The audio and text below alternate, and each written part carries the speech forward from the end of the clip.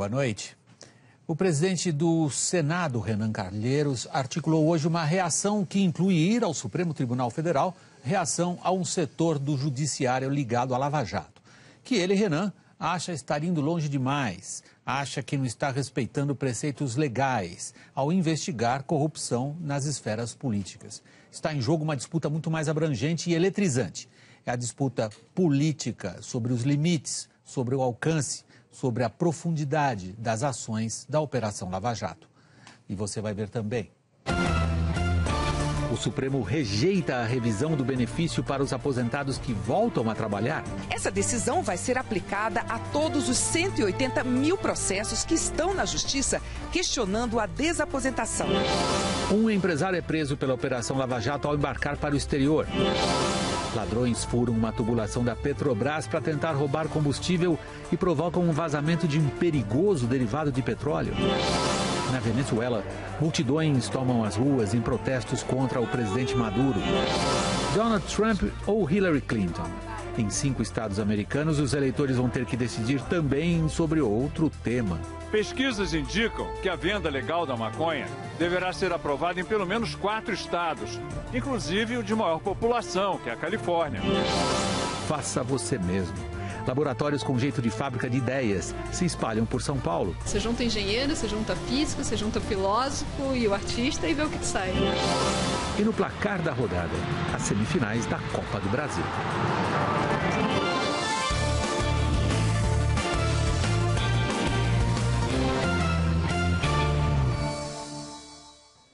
O presidente do Senado, Renan Calheiros, anunciou uma série de medidas em reação à ação da Polícia Federal da semana passada, que prendeu 4 integrantes da Polícia do Senado. Polícia Legislativa, melhor dito. Vamos ao vivo a Brasília com Giovana Teles. Giovana, boa noite, Giovana. Renan anunciou uma série de medidas, ele quer ir, por exemplo, ao Supremo, pedindo que o Supremo coloque limites à ação de algumas operações da Lava Jato. Agora, os críticos de Renan dizem que ele está nervoso porque há investigações próximas dele. Boa noite, William. Boa noite a todos. Olha, são reações em cascata. Renan já tinha entrado no Supremo Tribunal Federal com uma ação pedindo que apenas o STF autorize ações e operações dentro do Senado e em apartamentos funcionais. Hoje, ele anunciou que vai também entrar com uma reclamação no Supremo, questionando a competência do juiz Valisney Oliveira e pedindo também a anulação da operação de sexta-feira passada. Tem mais, vai entrar com uma representação contra o juiz no Conselho Nacional de Justiça, que pode aplicar punições administrativas. E no meio dessa confusão toda com o Judiciário, Renan Calheiros também pediu à Câmara pressa na votação de uma proposta de emenda à Constituição que acaba com a aposentadoria para juízes e integrantes do Ministério Público em casos de improbidade administrativa. Tem senador já falando que há excessos nessas reações. Não podemos reviver, senhores senadores, senhoras senadoras, os sobressaltos típicos da ditadura militar e a forma de evitar que os excessos se perpetuem é exatamente levar o caso ao Supremo Tribunal Federal, que é o juiz natural dos congressistas e guardião da Constituição. É indispensável a interferência do Supremo Tribunal Federal para fixar os limites de atuação dos magistrados em relação ao Congresso Nacional. Exacerbação descabida que passa a ideia da provocação, do chamamento ao enfrentamento. Não é hora de agredir a Polícia Federal, agredir o Ministério Público, agredir a Justiça Federal. A exigência da população é o oposto. Ela exige que a Operação Lava Jato seja prioridade. Comprometer a Operação Lava Jato é dar uma trombada na aspiração nacional.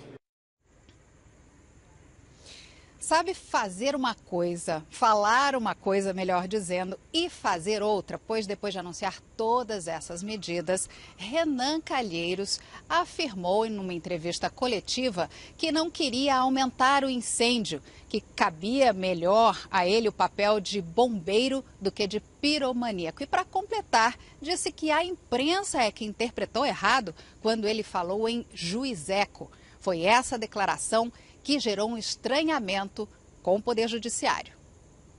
Quando eu falei no juizeco, eu não estava referindo o juiz que autorizou o mandado de prisão.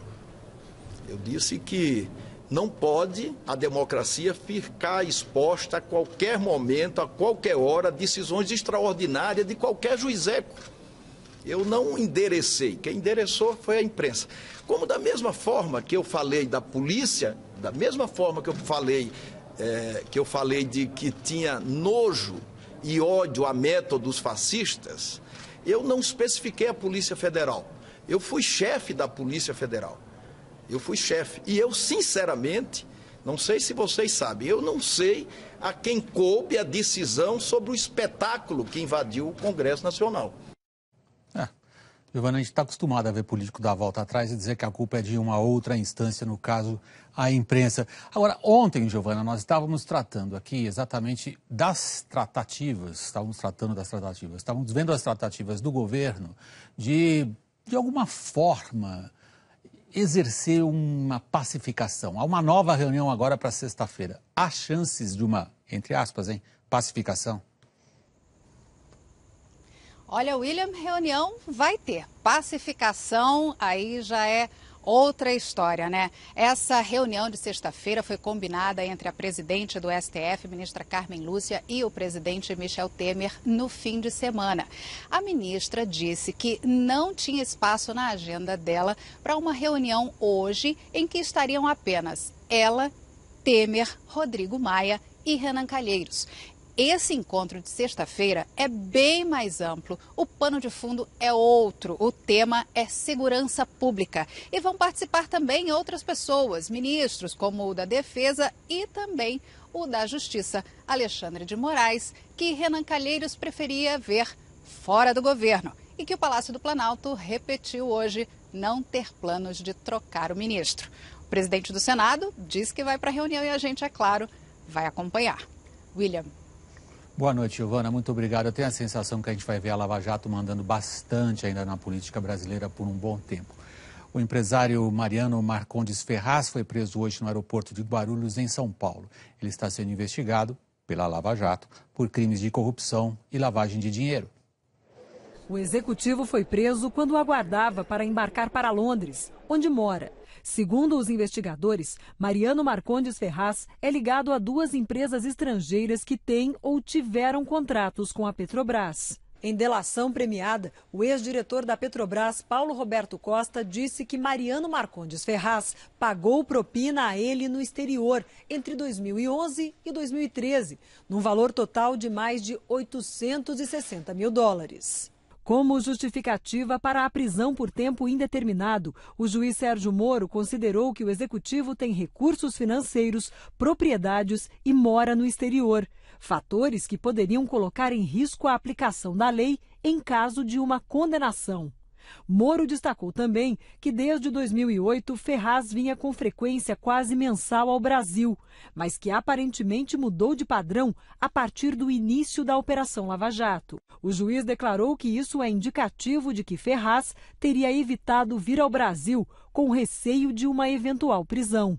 Pela lei, 5 dias antes e 2 dias depois da eleição, prisões só podem ser feitas em caso de flagrante. Mas o juiz Sérgio Moro entendeu que, como Ferraz é residente no exterior e não vota nas eleições municipais, essa regra não se aplica ao executivo. Mariano Ferraz deve ser trazido amanhã para a carceragem da Polícia Federal em Curitiba.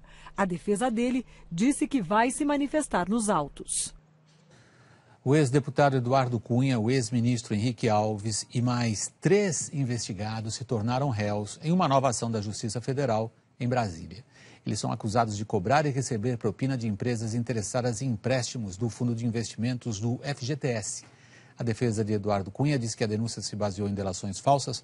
A defesa do ex-ministro Henrique Eduardo Alves disse que a decisão abre oportunidade para demonstrar a inocência dele. Por 7 votos a 4, o Supremo Tribunal Federal proibiu a desaposentação, pela qual aposentados voltavam à ativa e tentavam obter uma aposentadoria melhor do que a primeira. O julgamento começou em 2010 e foi suspenso em 2014, com placar empatado, 2-2. Hoje, os ministros Ricardo Lewandowski e Rosa Weber votaram a favor da desaposentação, ou seja, da possibilidade de um aposentado que esteja trabalhando e contribuindo para o INSS ter um novo cálculo de aposentadoria. Para Rosa Weber, a desaposentação assegura a isonomia entre os trabalhadores. Entender como inócuas para o trabalhador as contribuições efetuadas implicaria desconsiderar a blindagem efetivada pela Constituição da República dos direitos à previdência social e à contagem do tempo de serviço de contribuição, destituindo de eficácia as disposições constitucionais que os consagram. Os ministros Luiz Edson Fachin, Luiz Fux, Celso de Mello e Gilmar Mendes decidiram contra a possibilidade de desaposentação. O ministro Gilmar Mendes entende que ações que aumentem gastos do governo precisam apontar a fonte de receita. Não se exclui do voto do ministro Fachin, se percebe isto, a possibilidade de haver mudanças. Mas elas terão que ser consonantes com aquilo que está na Constituição. É preciso que eventual expansão de benefícios, que pode ocorrer, indique fonte de custeio. A presidente da Corte, Carmen Lúcia, também votou contra. Essa decisão vai ser aplicada a todos os 180 mil processos que estão na Justiça questionando a desaposentação. Se fosse aprovada, essa possibilidade de um novo cálculo de benefício representaria um impacto de mais de 7 bilhões de reais por ano nas contas públicas, segundo o governo. O Supremo não se manifestou sobre aposentados que conseguiram esse benefício na Justiça. A Advocacia Geral da União informou que o INSS está estudando a possibilidade de cobrar de volta esse dinheiro. Estamos falando de contas públicas, agora vejam só. Com uma diferença de apenas 10 horas, o governo conseguiu aprovar o limite do crescimento dos gastos públicos. E, na outra ponta, aprovou um aumento de até 47% para 5 carreiras de servidores. A proposta não precisa passar pelo plenário da Câmara. E se não houver recurso, seguirá a análise do Senado. O aumento será pago em 3 parcelas até 2019. Para policiais federais, rodoviários federais, peritos agrários, servidores do DENIT e servidores de áreas sociais do governo. São reajustes diferenciados de até 47%. O impacto, segundo o governo, é de mais de 2 bilhões de reais já no ano que vem. 548 milhões de reais em 2018 e 547 milhões de reais em 2019.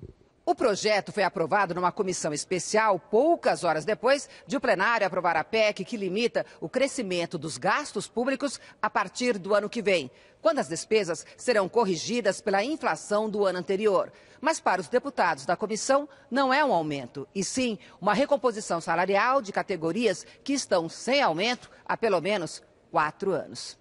Nos próximos dias, a Câmara deve votar outro reajuste, o dos funcionários da Receita Federal. O presidente da Casa, Rodrigo Maia, tentou justificar a decisão nesse momento de crise. Não haverá aumento de despesa em relação ao previsto.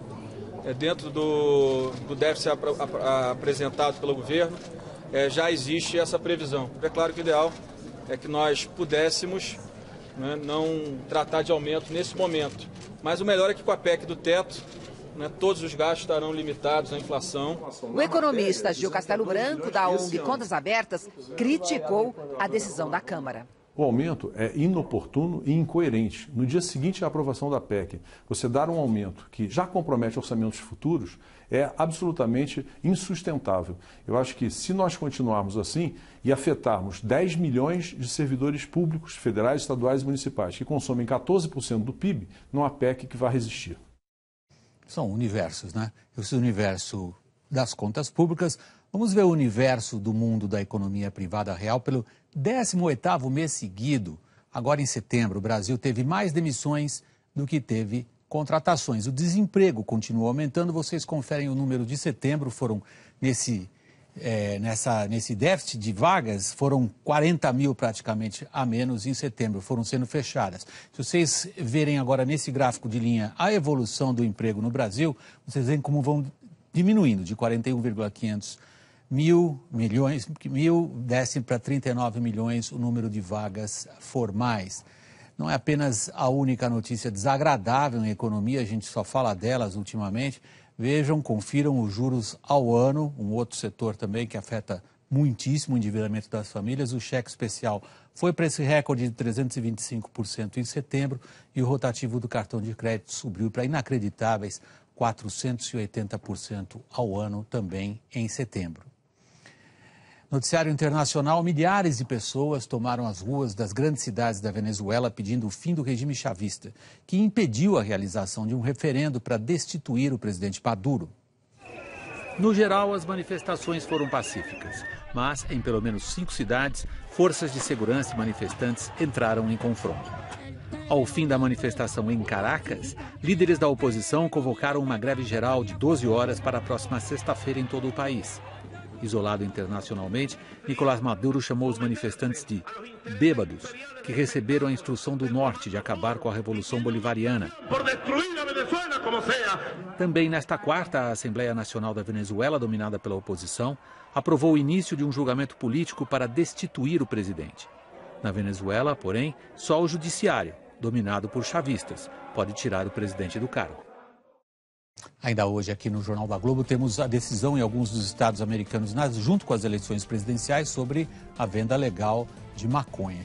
Temos os espaços do Faça Você Mesmo, de alta tecnologia, aqui em São Paulo, e o placar da rodada com as primeiras semifinais da Copa do Brasil.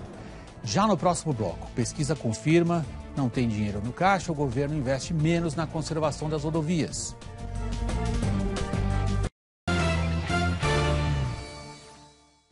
60 moradores da Zona Leste de São Paulo vão ter de dormir fora de casa esta noite por causa de uma tentativa de roubo desastrada que quase provocou um acidente grave. A energia começou a ser religada esta noite no Jardim das Camélias, na Zona Leste de São Paulo. Mas as casas vão ficar vazias e isoladas pela segunda noite. 60 pessoas foram retiradas por causa do risco de explosão e do cheiro forte. Horrível. Um bujão de gás aberto no seu nariz, literalmente. O cheiro era de gás? De gás, bem desagradável. O que vazava era nafta, um derivado de petróleo usado como matéria-prima de indústrias químicas. O produto causa irritação no nariz, náuseas, dor de cabeça, tontura e vertigem. O vazamento aconteceu porque um duto que interliga terminais de combustíveis de 3 cidades da Grande São Paulo foi rompido por bandidos. Eles alugaram este galpão, que fica em frente à tubulação. Segundo a polícia, o grupo abriu um poço de 5 metros de profundidade e, a partir dele, cavou um túnel de aproximadamente 15 metros. Aí, furaram a tubulação. A Petrobras informou que eles queriam furtar combustível, mas não sabiam que a tubulação transportava nafta e não gasolina ou óleo diesel. Colocou-se uma braçadeira na tubulação para poder se desviar parte do produto para realizar esse furto. Ao longo do tempo, esse produto foi vazando através dessa braçadeira e foi se acumulando na parte baixa ali do galpão que a gente tem ali do lado. As pessoas começaram a reclamar de sentir um cheiro diferente e foi então que se descobriu esse vazamento. O vazamento foi totalmente contido, mas o buraco aberto na saída do túnel, escavado pelos bandidos, ainda não pode ser fechado. Os técnicos vão fazer uma espécie de acabamento. Precisam instalar aquela peça na tubulação e depois avaliar o risco de um novo rompimento. Os moradores só vão poder voltar para casa nesta quinta-feira.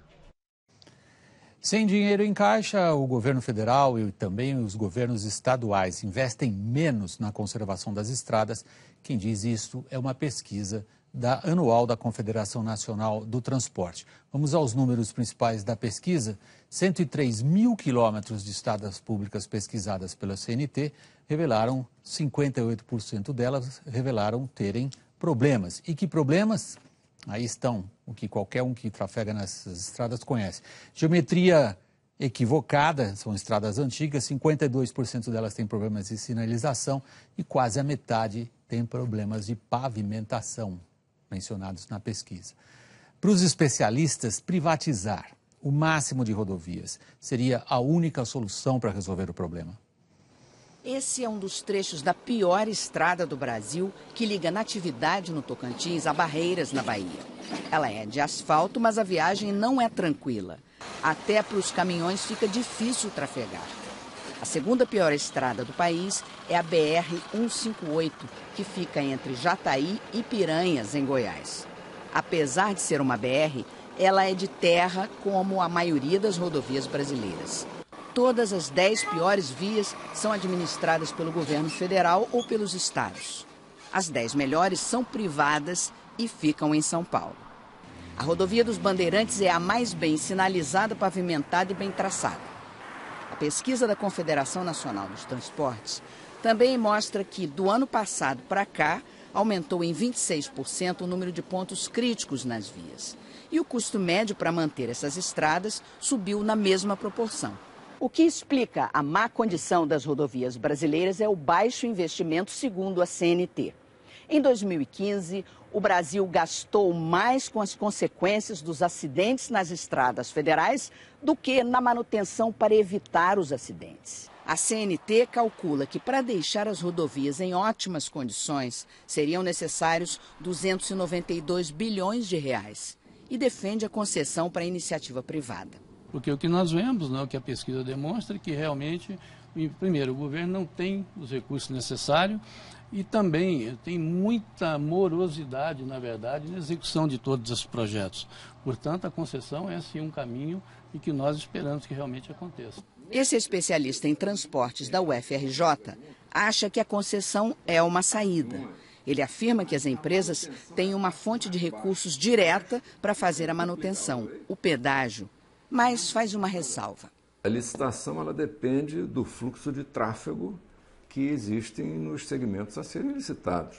Se os fluxos não forem suficientes para atrair empresas interessadas em serem as concessionárias, vai ser um fator limitador.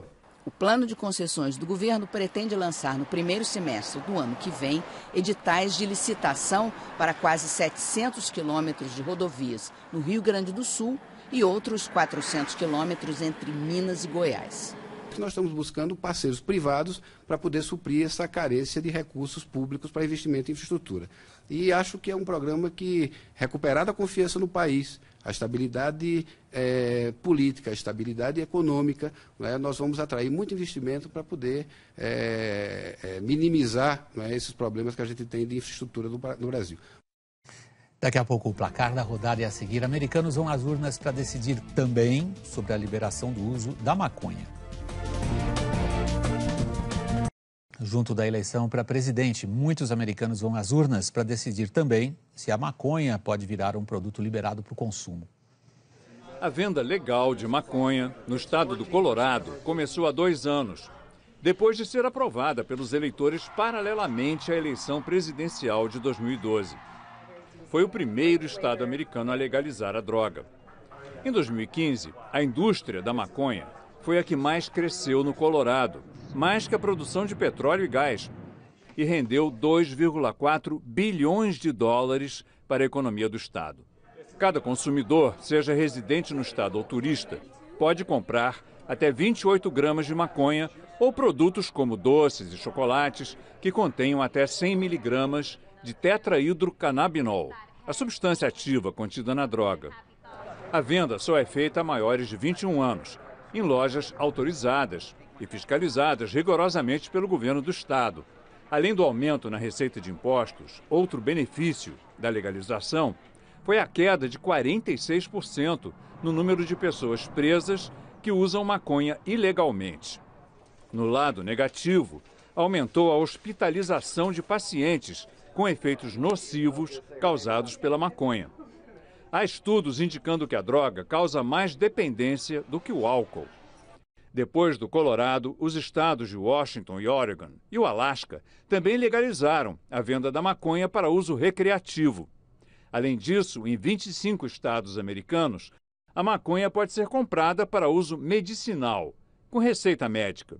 Em 8 de novembro, Mas 5 estados vão decidir se seguem o exemplo do Colorado: Califórnia, Massachusetts, Maine, Arizona e Nevada. Pesquisas indicam que a venda legal da maconha deverá ser aprovada em pelo menos 4 estados, inclusive o de maior população, que é a Califórnia. Se isso acontecer, 1/4 da população americana poderá comprar maconha legalmente. Pelas leis federais dos Estados Unidos, a maconha continua a ser ilegal. Mas o governo Obama decidiu fazer vista grossa e permitir que os estados legalizem a droga. Para os especialistas em dependência química, é uma experiência arriscada. Não há pesquisas científicas que permitam saber que efeitos isso terá para a saúde física e mental dos usuários. Mas, para os produtores da erva e os estados que cobram impostos, é um ótimo negócio. Aumenta o número das chamadas Fab Labs. São empresas onde é possível fazer produtos com uso de máquinas e impressoras 3D. E em São Paulo, outros espaços começam a surgir, também inspirados nesse movimento Faça Você Mesmo. Esse pessoal não conhece limites para o Faça Você Mesmo. O Tadeu sonhava com uma coleção de videogames. Projetou um console de fliperama para comportar uma placa eletrônica com todos os jogos dentro. Aí veio até esse Fab Lab e usou os equipamentos daqui para tirar o projeto do computador. E agora ele já pensa em fazer disso um negócio. Eu achei um custo relativamente baixo. Ainda mais que eu ia comercializar as peças, esse custo embutido nas peças ele é totalmente viável. Nós temos um sistema que se chama Club Maker, que é um sistema de planos mensais que as pessoas podem pagar e ter acesso livre ao espaço. Desse jeito, barateando os custos, o movimento Maker, como está sendo chamada essa geração do Faça Você Mesmo, tem se espalhado. Não há números oficiais, mas a estimativa é que existam hoje 30 Fab Labs no Brasil. A maioria em São Paulo. A Vanessa, que é artista visual, usa a cortadora laser para fazer um molde que vai servir de base para a pintura de murais. Ideias que pareceriam impossíveis e quando vê a gente está pensando em como juntar drones com pinturas, com o que for. E é possível fazer, você junta engenheiro, você junta físico, você junta o filósofo e o artista e vê o que sai. Essa história do Faça Você Mesmo tem invadido outros espaços. Aqui, por exemplo, não é bem um Fab Lab.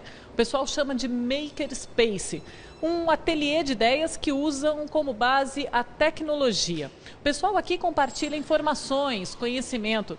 E o que vai sair na prática de tudo isso, nem sempre se sabe ao certo. Ninguém aqui está ligando muito para isso. O negócio é criar para depois pensar no melhor jeito de usar. O Josemar deixou o emprego numa seguradora para ensinar a criançada a fabricar circuitos elétricos como esses. Tem sido uma realização ver o sorriso delas ao tornar coisas funcionais, né? Uma criança uma vez me disse, primeira vez que eu faço algo que funciona. Nosso foco é proporcionar uma experiência para que as pessoas entendam o uso criativo da tecnologia. O que elas vão fazer com isso, se vai virar um produto comercial em escala, aí isso é com elas. Então a gente gosta de dizer que a gente faz um coaching para todas as pessoas que querem se aproximar cada vez mais da tecnologia. Não perca no próximo bloco os gols do placar da rodada na Copa do Brasil. Visitantes levam a melhor nos jogos de ida das semifinais.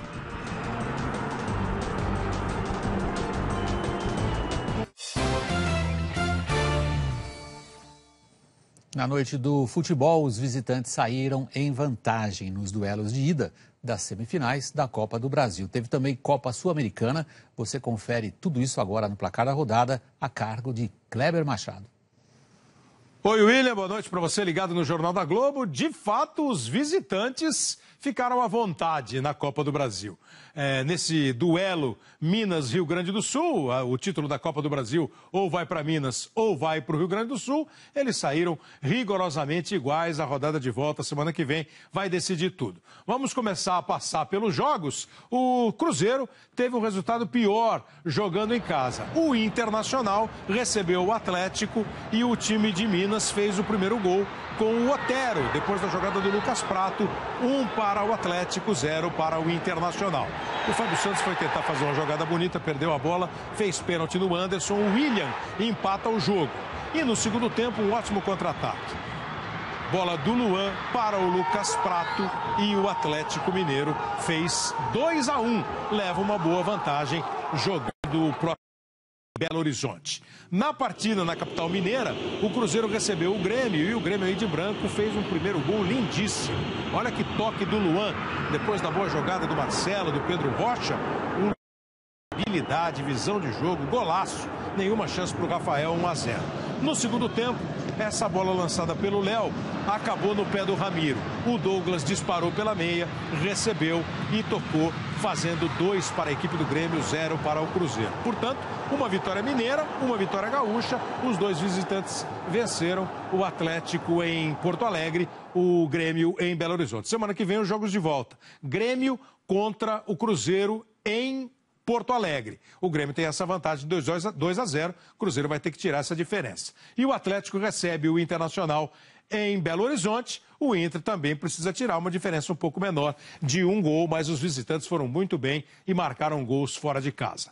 A Copa Sul-Americana tinha 2 brasileiros em campo nas quartas de final, terá só 1 nas semifinais. O Coritiba ficou pelo caminho, a Chapecoense vai para a semifinal. Vamos acompanhar como foi a noite. O Coritiba tinha empatado 1-1, jogando em Curitiba contra o Atlético Nacional e fez 1-0 nesse golaço de falta marcado pelo Gonçalves. Mas o Atlético Nacional de Medellín tem um jogador chamado Borja. E o cara faz gol de tudo quanto é jeito. Fez um de fora da área de pé direito. Pegou firme nela. Aí depois fez um de... Olha, dá uma olhada no jeito que ele pega o voleio. Golaço. E ainda fez um gol de pênalti. Mas um pênalti meio maroto. Não sei não se a bola bateu na mão do Casim. Pareceu peito. O juiz deu pênalti. E o Borja estava lá de novo para marcar. 3-1 para o Atlético Nacional. O campeão da Libertadores da América deste ano vai para a semifinal da Copa Sul-Americana. Chapecoense representa o futebol brasileiro. Chapecoense fez um jogão contra o Júnior Barranquilla. Fez 1-0 com esse gol do Ananias. Muita chuva em Chapecó, campo pesado, cheio de poça d'água. Cobrança de escanteio. Rebote, gol do Gil. 2-0. O jogo lá em Barranquilla, na Colômbia, foi 1-0 para o Júnior. 2-0 já eram suficientes para a Chapecoense, que ainda fez o terceiro com o Thiago.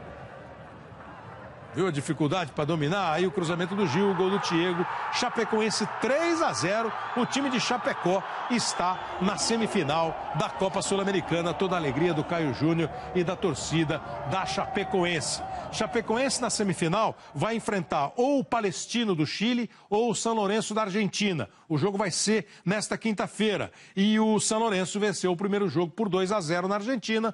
O jogo vai ser no Chile. É isso, foi assim a noite de Copas, a do Brasil e a Sul-Americana, o William Vac. O Jornal da Globo está terminando, outras notícias no Hora 1. Assista agora ao programa do Jô. Para você, uma boa noite e até amanhã.